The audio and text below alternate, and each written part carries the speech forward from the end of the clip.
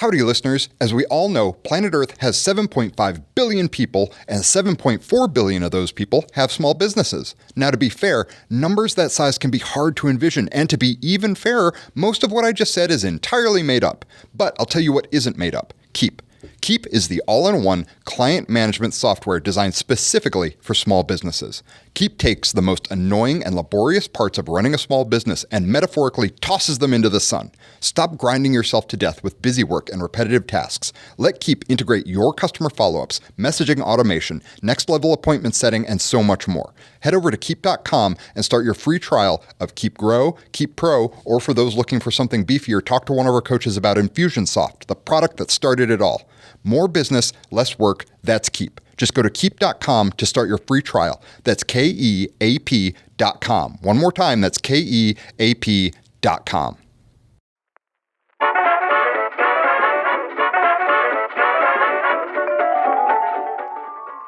Trumpeter. No, what am I thinking? Louis Armstrong. Oh, Louis Armstrong. Not the first man. I think Neil Armstrong had a raspy voice too. He looked like he did. Shouting the at the space moon. Cowboy. He'd shout anything he wanted. Nobody would know. Yeah. Have you ever seen that video where, no, it's not Neil Armstrong, it's Buzz Aldrin punches that guy in the face because he He's says the moon scary. landing never happened? No. And then you go to Buzz on Dancing with the Stars, and it's like, are you the same person? He got a little interesting in the last It was 10 awkward. years. But he actually punched someone. And Yeah, he it's on actually video. did dance on you Dancing just- with the Stars. Yeah, it was this guy. He was intentionally antagonizing him for a very long time, and Wow. then it's just on video. He just sucks. Like That's a lesson in life. Yeah. People only can be pushed so far. Yeah. But I feel Eventually. like if you landed on the moon and you're 70, you get to punch one person. You get to punch one public citizen in the face once a year for the rest of your life. of your life. It's like an annuity. Yeah. I don't know. All the flat earthers They come to arrest also think you. we weren't on the moon.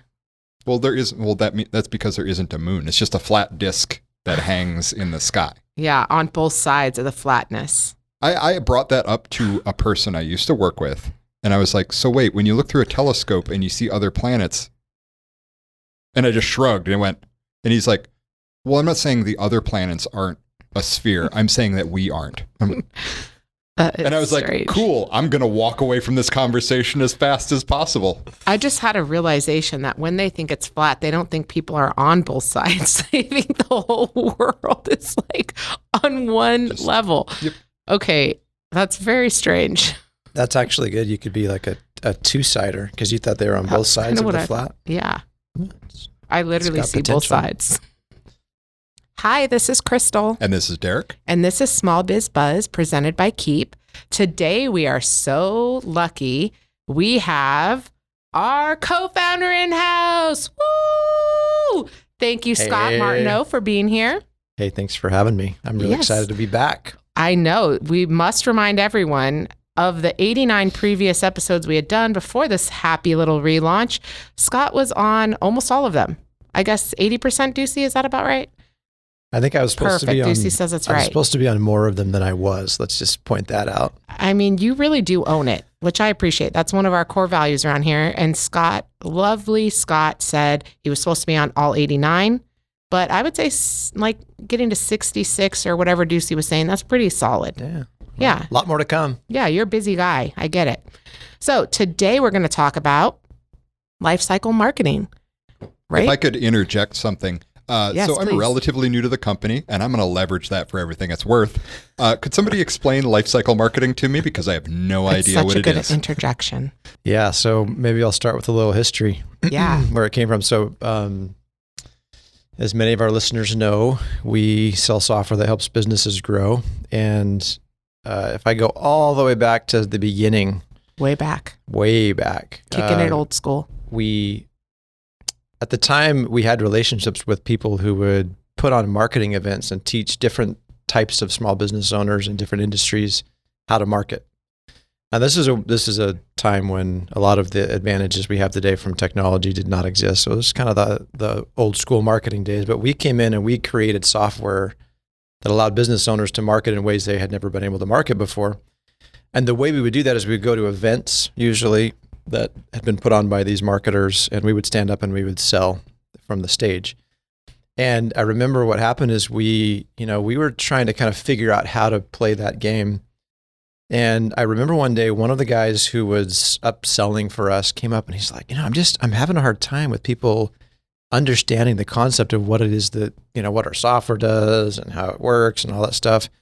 But I got this idea, and that was it hatched, and he had this concept called the customer lifecycle. And, today the concept is very widely known. Yeah. At the time it wasn't even around. Right. And so he said, yeah, so like, I think if we could help people understand that there's a way to think about your customer lifecycle, and we could like create the perfect customer lifecycle for them and help the business owner understand what that journey should look like for the first time they capture a lead and how they would educate them and sell them and so forth. So really it's lifecycle marketing started as a concept to help us figure out how can we explain to people the problem that our software is solving for them. And so there were several iterations of that. The perfect customer lifecycle evolved, and we wanted a name that would maybe explain more of a movement around a approach to marketing, and that's where the name Lifecycle Marketing came from. But in essence, it's our attempt as a company at helping to explain to small business owners common problems that they face as they're trying to acquire new customers. And then we use it to share the examples of the strategies that businesses who are most successful use to grow their business. Did that sum that up, Derek? Yes, it helped somewhat. So I was curious, like what's say like a typical type of life cycle marketing versus an ideal one? Oh, that's a good question. Yeah, that's a good question. Well, we're going deep. I love it, Derek. So I think maybe to keep it fairly high level, most businesses are hemorrhaging. They don't always know this, when we start to talk with them, but most businesses have 3 pretty significant areas of waste where, if they could just plug the holes in their business, they could actually grow without needing to go out and spend a lot more money or even a lot more time.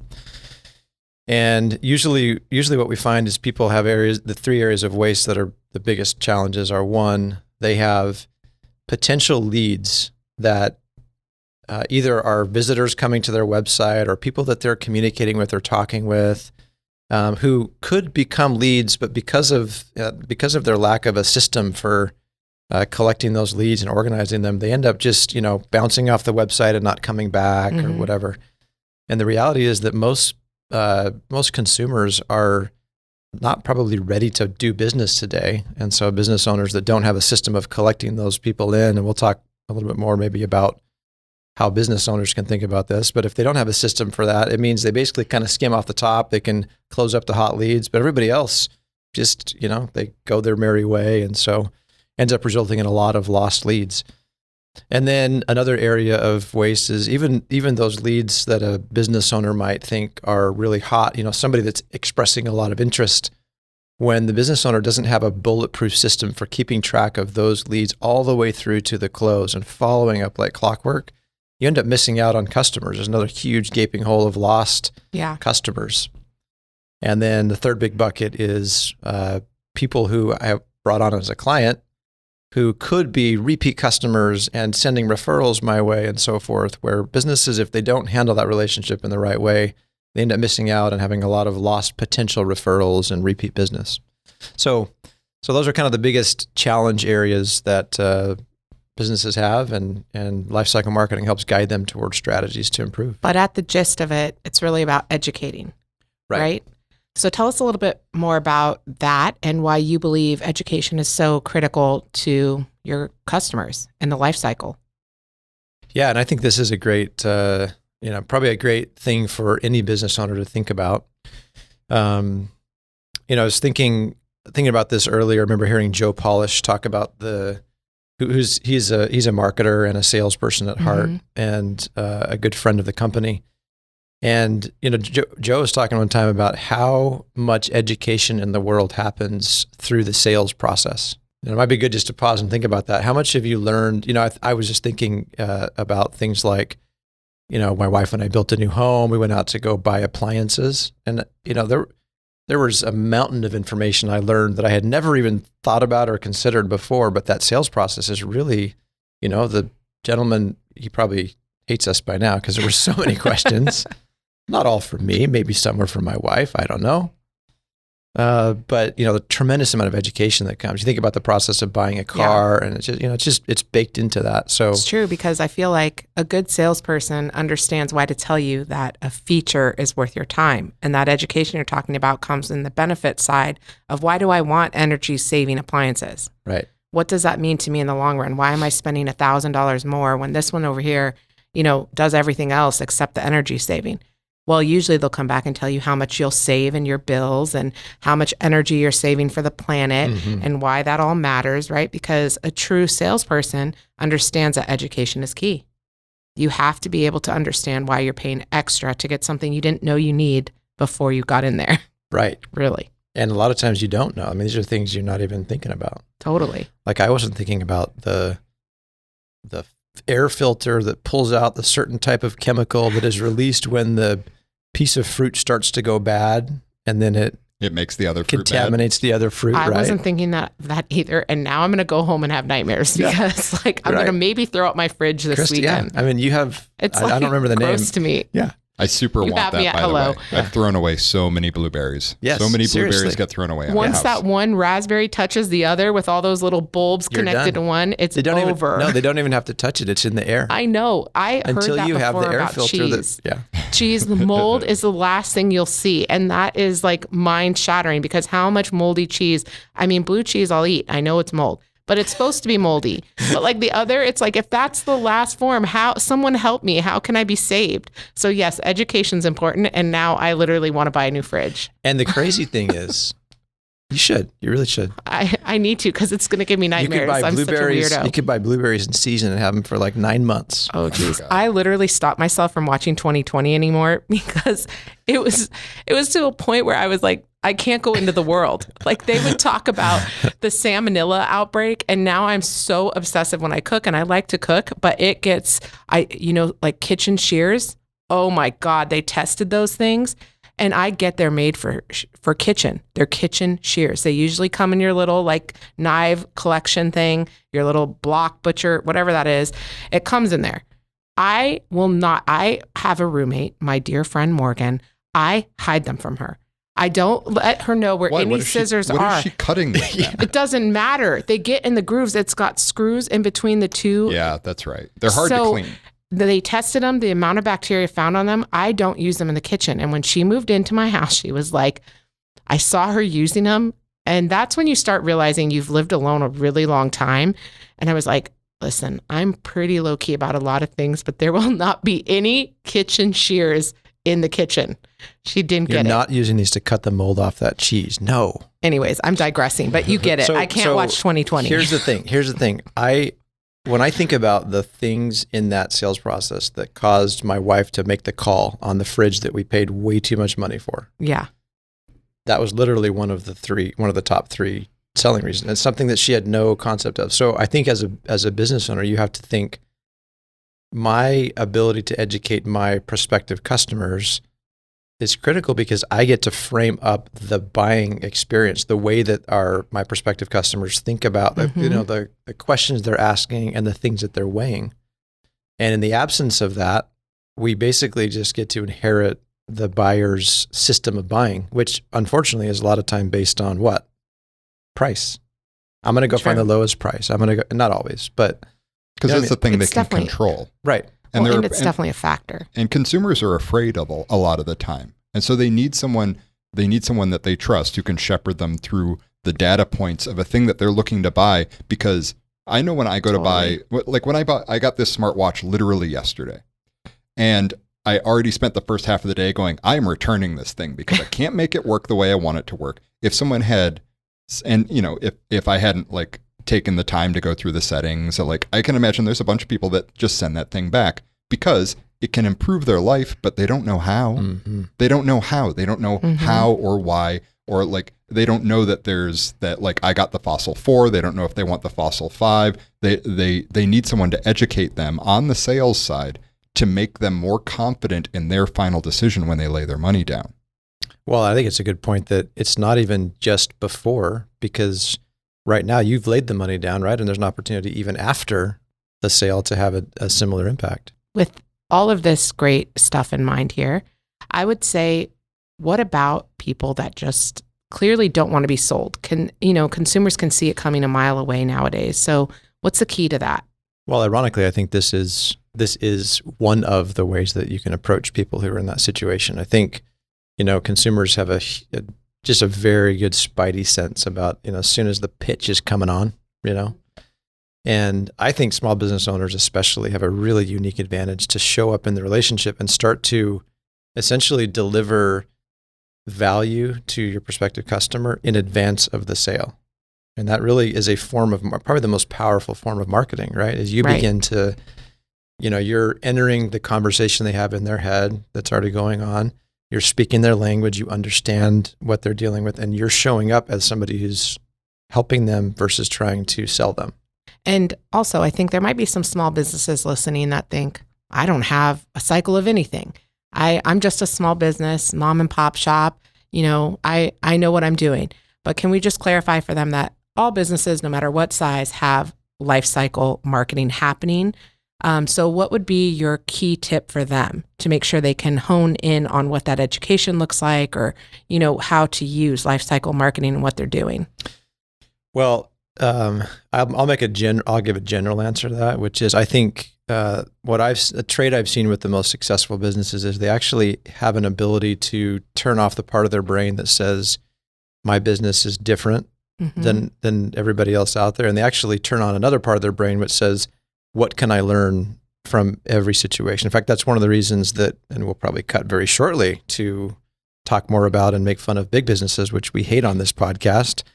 But there's a lot that we can learn. And I think that's probably the general advice I would give. There's, look and find in every possible example you can, ways that you can apply it to your own business. But it is tough to conceptualize, I think, sometimes, even if they want to really dig in and learn from this. I think sometimes it's hard. You're very insightful and you've thought about this a lot. But what would be like a tweetable, just to bring it back home to what I know, social, what would be a tweetable about life cycle marketing that all small businesses can really take home? Well, we're gonna give me about 120 seconds to think about that. And 140 while we characters. I'm going to come back after this segment with the answer. Okay. So you heard it from Scott. We're going right now to Derek. Do you want to intro? Sure. In about 5 seconds, you're going to hear my voice again because you're going to be listening to Worst Business Ideas in History, and we're going to take a short break. Thank you.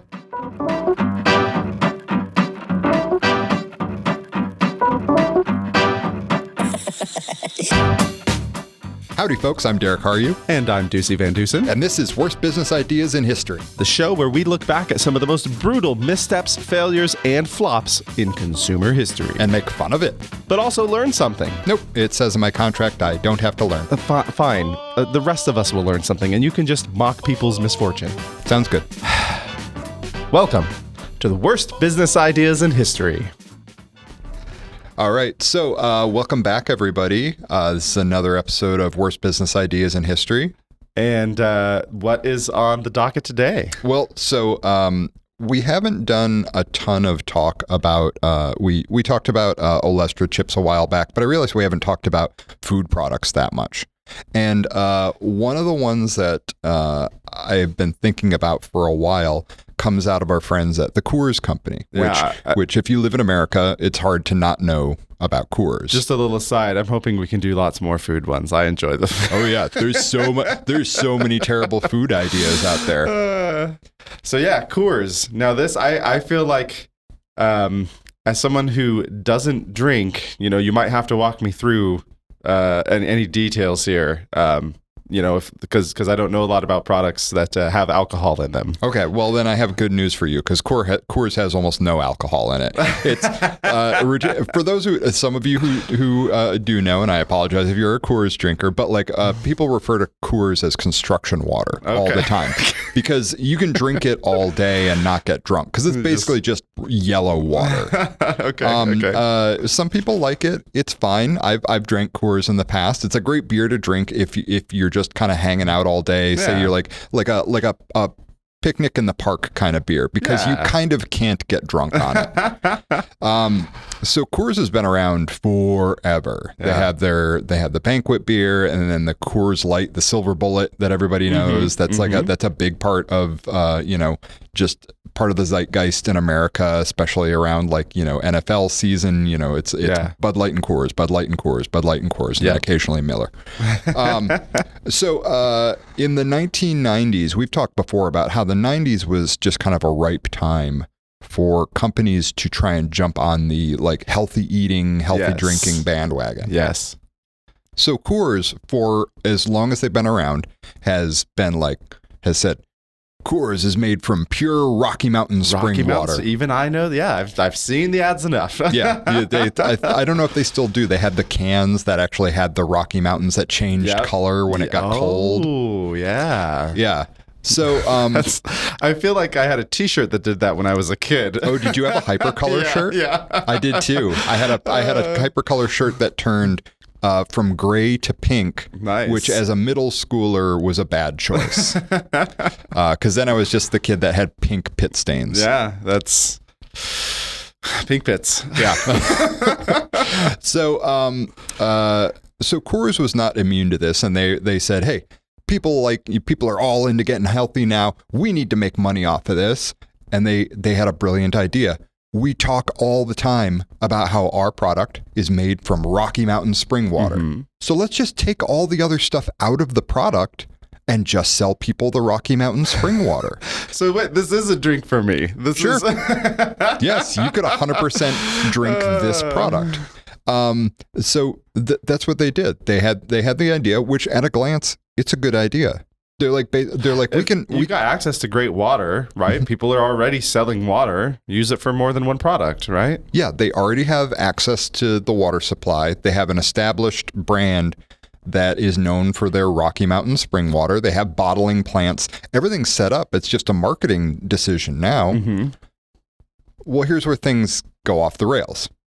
So if you want to put out a new bottled water. At the time, there's Evian and Perrier and a handful of others, but Evian and Perrier kind of rule the roost. Yeah. Well, they both have kind of a highfalutin, for lack of a better term. Evian is has a prestigious name. Perrier has definitely. Perrier is I'm relatively certain Perrier is 100% an American company with a French name. It's like Haagen-Dazs. Did you know that Haagen-Dazs is a made up word? No, I had no idea. It is not German. It's not anything. It's a made up word to make people think that it's from a different country. But that's a different show.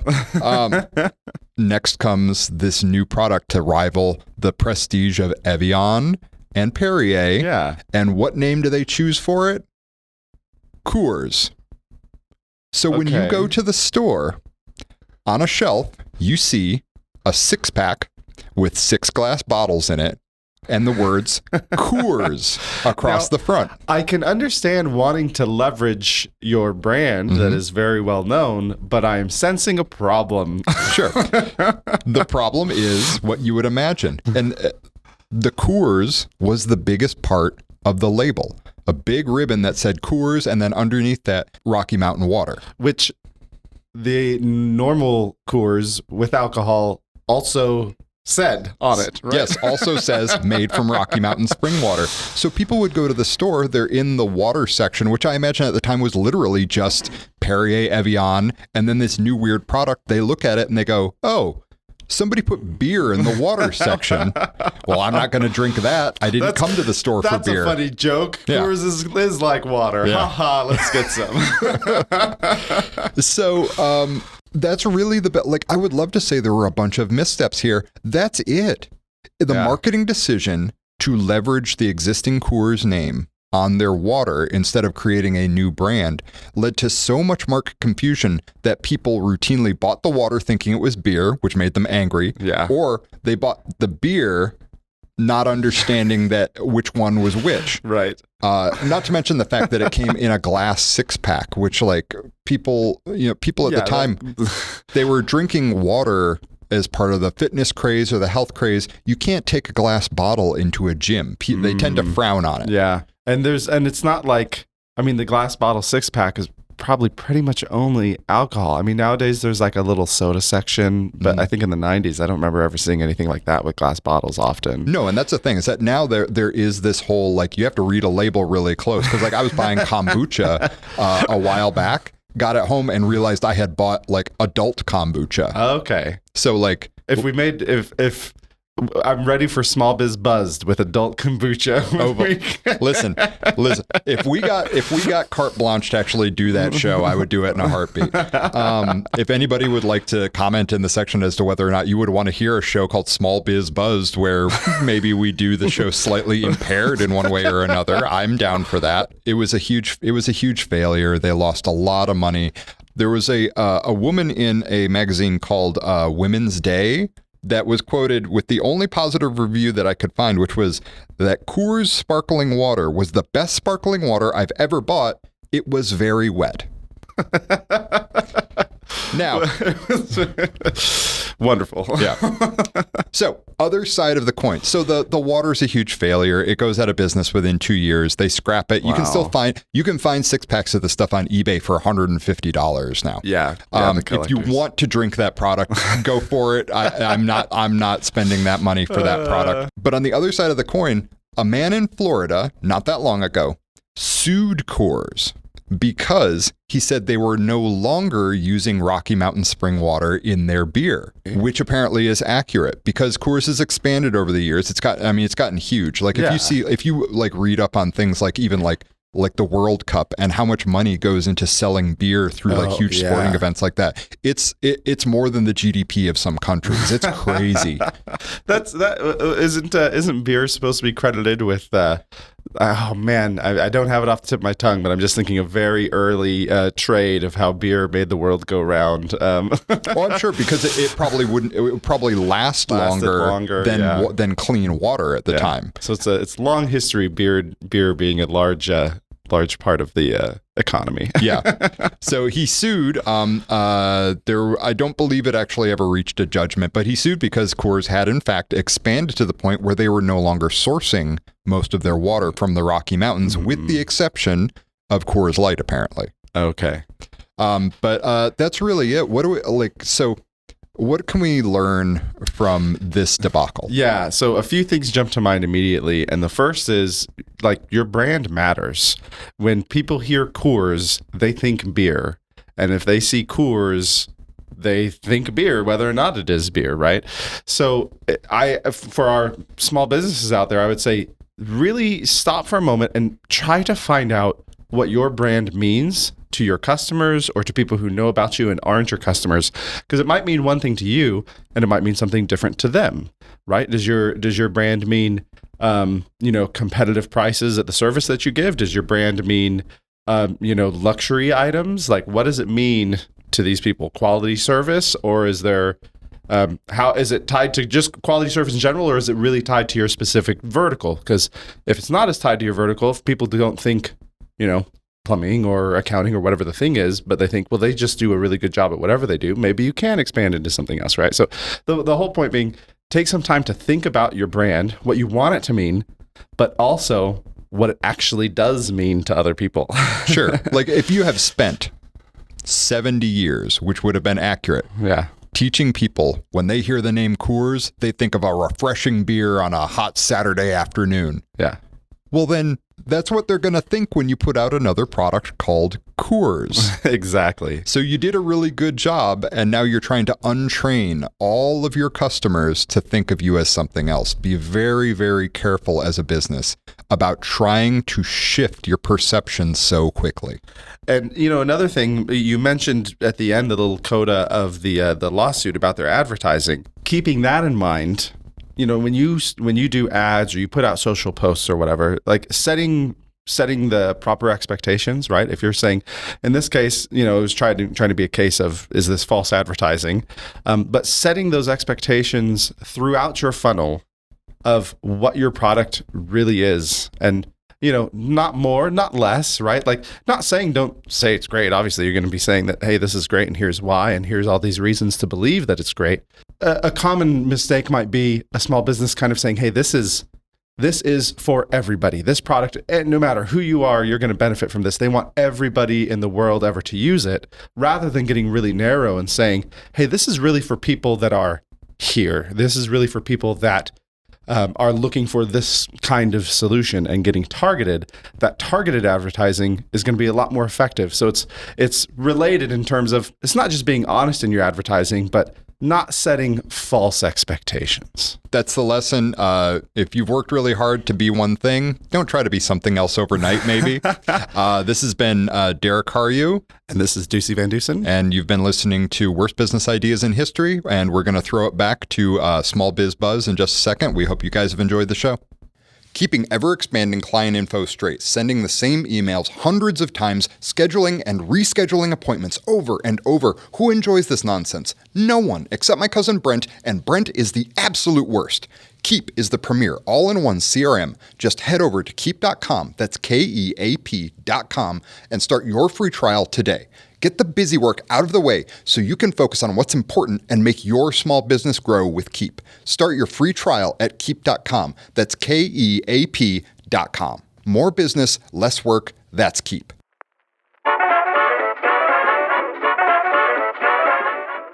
Okay, and we're back. So right before the break, hopefully you guys enjoyed that worst business idea in history. Right before the break, Derek and I were trying to get a tweetable out of Scott, which I'll tell you, I've wrote a couple tweets for Scott, a couple of responses on Facebook I've tried to help him with that I will tell you, he really writes most of his stuff. When I say I wrote it, I try to edit it down from a book to like something that fits on social. But we're going to give this a go.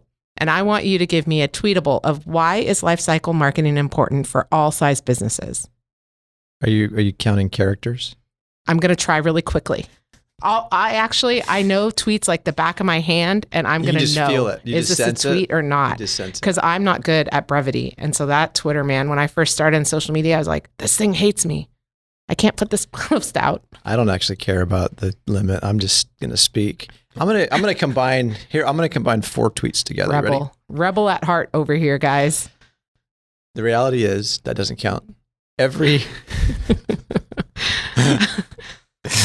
Don't constrain me, Crystal. Okay, give it your best chance to be brief. Every small business can find growth when they implement 3 key systems. So 1, you need a system for attracting and collecting and organizing prospective customers. 2, you need to have a system for what I would say nurturing or educating and converting those potential customers into customers and clients. And 3, you need a system for turning clients into raving fans who buy a bunch from you and tell all their friends about it. I'm going to say you succeeded. I mean, not at the tweet level, but you succeeded in really making me grasp the entirety of that. And I think you probably helped anyone listening grasp the importance. And you can really see why all 3 of those buckets or systems are important to growth. I think you made it very clear. So thank you. Yeah. And we'll spend a lot more time, I think, on the podcast talking about specifics, but I'll just say, the great news is that in most businesses, there's a lot of low-hanging fruit. You know, the way we've structured lifecycle marketing, there's simple things every business needs to do that many are not, all the way down to super advanced strategies that can help people. So you don't need to be some advanced marketer or salesperson to start to put these things into play. I love low-hanging fruit until it's rotten and touches all the others. And then I'm out. Yeah, well. So I had a question about when people are marketing and they're trying to disguise sales as education through their businesses. I know that I've seen attempts at that, and it's really, really easy to spot. What advice would you give to people who have small businesses who are like, yeah, I want to educate my audience, but like I got to move units? Like what advice would you give them? Is it just plow headlong into education and hope that the sales follow, or? I love that question. Yeah. So I think first thing is I wouldn't recommend disguising. In other words, I think for this to work, you actually have to be committed to creating value for your customers in advance of the sale. So that's probably the first point. And then you don't have anything to disguise. You're genuinely doing that. But I think to your broader point, yeah, but I gotta have sales to actually be able to pay the bills and feed my family and so forth. I think it's important to realize that there are people are in different stages of the buying process, and there are always going to be some people who are ready to go today. And I'm not suggesting that we need to use education to slow down or, put a barrier in front of somebody who's just ready to go. This is really about saying, and by the way, most business owners actually do really well with handling businesses who are prospective customers who are really hot and ready to go. So continue the work that you're doing there. And I would say find ways to leverage education especially for people who are maybe not as far along in that buying process. You weren't going to get them anyway, with your hardcore sales tactics. Yeah. And, think about it as a balanced approach. We gotta do both. And then, the last thing is, I think, part of what's going on here in this process is we're trying to get timing right. So, unfortunately, our leads don't necessarily want to buy just because we have to feed our family. I mean, they're caring people, but they don't care that much, right? Because they're worried about feeding their family. At first I thought you meant your family is caring people. No. But now what you're saying, I was like, they do need to eat those, Scott. They do need to, yes. Yes. So, but my point is timing is a really critical thing. So, throughout the experience of delivering education, I think we have opportunities just to be creative about putting in front of people. If you're delivering genuine value, you should feel comfortable putting in front of people just really clear calls to action that cause them to bubble up out of the woodworks or out of the, to bubble up as prospective hot leads that you can then go take on a different path. Do you think there's secondary value in putting out that kind of education, empowering people who are either top of, what you would call top of funnel, or may not even be near the funnel yet, and being able to make a brand evangelist out of somebody who hasn't actually bought your product yet?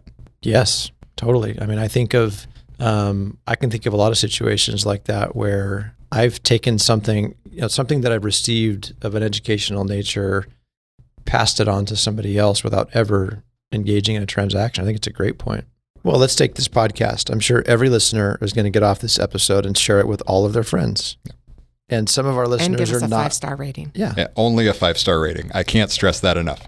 Yeah. Four is not a compliment. 4 is not a...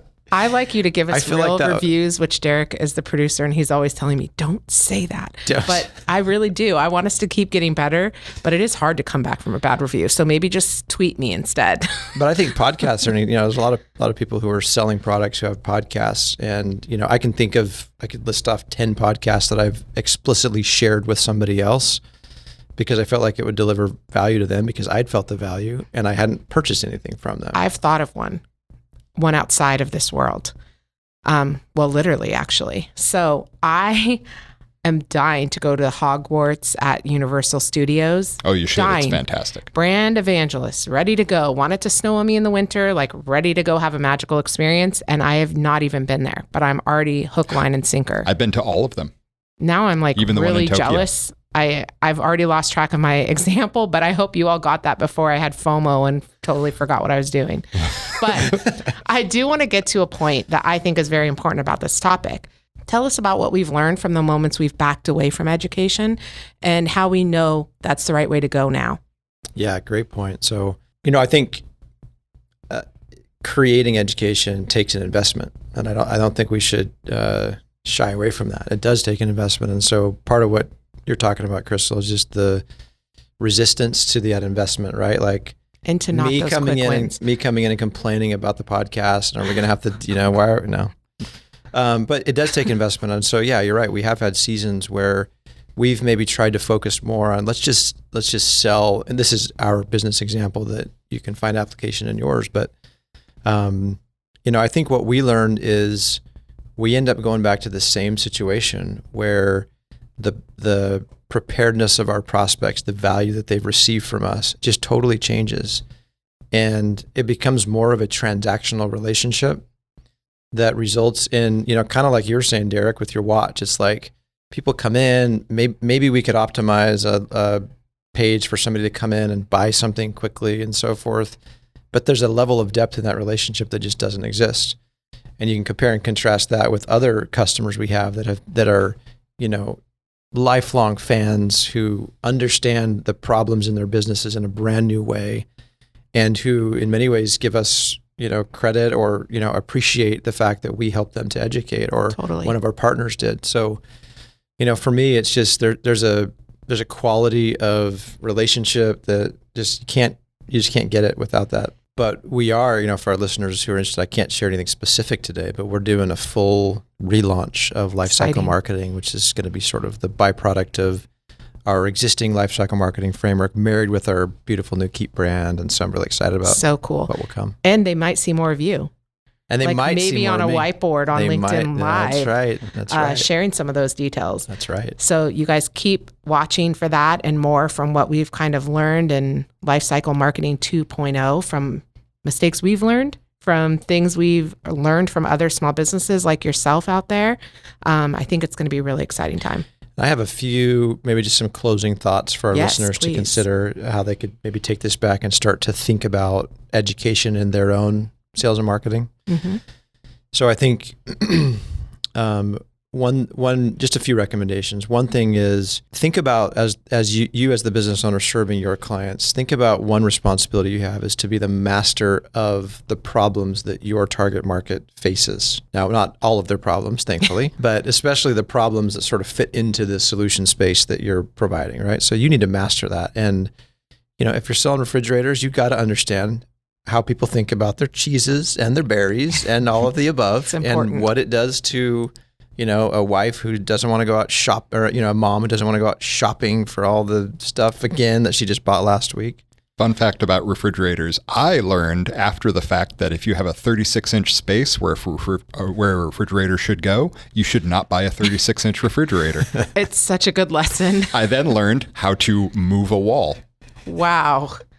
That's what you do if you get the refrigerator you love. I talk about dual income refrigerator, and sometimes I wonder if I'm looking for the right person now for love or because I want a dual income refrigerator. So like you really hit a soft spot today, and I'm like really have FOMO about whatever fridge you got and your safe berries. It's like, how is this possible? So one of the ways you can get more clear about those problems and get into some of the, well, I'm just saying, these are a great example. Like the refrigerator, whoever sells refrigerators, re-listen to this because you got a lot of great stuff here.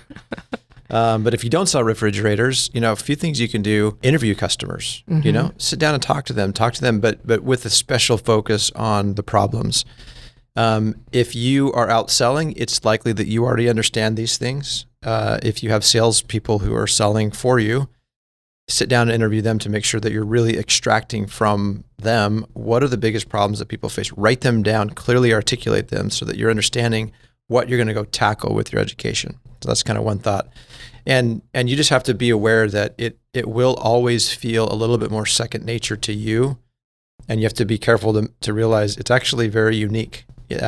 Sorry, let me be more clear. What is second nature to you is not second nature to the people that you're trying to sell to necessarily, right? And then I think, there's a lot of opportunities to just be creative in the ways that you then go about educating your customers. You can use products like Keap or others to send out in a whole variety of formats, in video and in email messages or text messages, to educate people. And be creative with it and be fun with it. One of the advantages I think small businesses have is you can bring personality to a relationship that these big brands will really, really struggle to do. So just so be personal and lean into the fact that you are the small business owner. And then another thing is, don't be afraid to teach people things that you're wanting them to pay you to do. And I know that sounds counterintuitive, but I've seen a lot of fear in business owners trying to say, well, I don't want to teach them that. That's what I'm going to actually come do. But it actually ends up being the opposite. You teach them, what ends up happening is they view you as the expert. And when they don't want to be, as Ducey shared yesterday, the one mixing the chemicals, check their water and so forth, who are they going to call? They're not going to call, any pool maintenance person. They're going to call you. And then last thing is just watch, once you begin to have this educational content that's available, watch for engagement in that content as a sign for people's interest being higher, right? And Totally. if if a realtor is following up with me about home valuations, which is something you start thinking about when you're about to sell your home, and you can see that I'm engaging with that educational content, it's a great time to reach out. So, use engagement in that education as a way to indicate possible interest, and then you can move forward to out of your disguise mode. Just kidding. To be clear, I wasn't You were playing suggesting devil's advocate, disguise. which is good. I was saying that some people might. I And totally there's so understand. many people that think like that. So I think that was good to kind of come Well, I've from worked that for people that perspective. specifically instructed me to do that, who I won't name on this show. Well, before we start naming names, I think we should wrap up the topic Yeah, we're for getting the today. light. Thank you guys so much for listening today. We hope we've given you some stuff to think about, educating your customers using 3 different systems for your life cycle marketing. So thanks again for being here, Scott. I have a feeling you'll be here more often. I will be. Thanks for having me. Okay. Thanks, guys. Thanks, Derek. Thank you. Bye. Adios. Thanks for listening to Small Biz Buzz. Please take a second to subscribe to the show and leave a 5-star rating. It helps keep the show going. And if you need a hand with growing your small business, head over to Keap.com. That's Keap.com and get started. More business, less work. That's Keap.